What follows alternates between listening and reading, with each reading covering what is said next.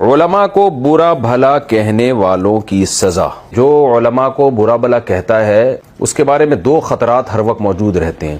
ایک تو یہ کہ اللہ اس سے ایمان سلب نہ کر لیں، بہت زیادہ اس کا خطرہ ہوتا ہے۔ علماء کا مطلب کیا ہے؟ جو اسلام جانتے ہیں، اسلام کی تبلیغ کرتے ہیں، لوگوں کو اسلام، ظاہر ہے اہل حق علماء مراد ہیں اس سے۔ تو پہلا نقصان اس سے یہ ہو سکتا ہے کہ ایمان سلب نہ ہو جائے، موت سے پہلے ایمان چھننے کا خطرہ ہوتا ہے۔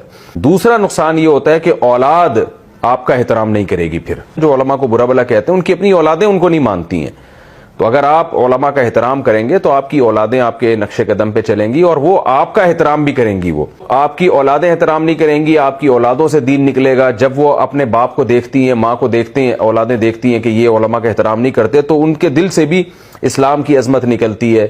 تو اس بات کا امکان ہوتا ہے کہ اللہ پھر ان اولادوں میں خیر اور برکتیں ان سے چھین لے، پھر وہ عالم نہیں بنیں گے، وہ حافظ نہیں بنیں گے، تو ان کی نسلوں سے بالآخر نتیجہ یہی نکلتا ہے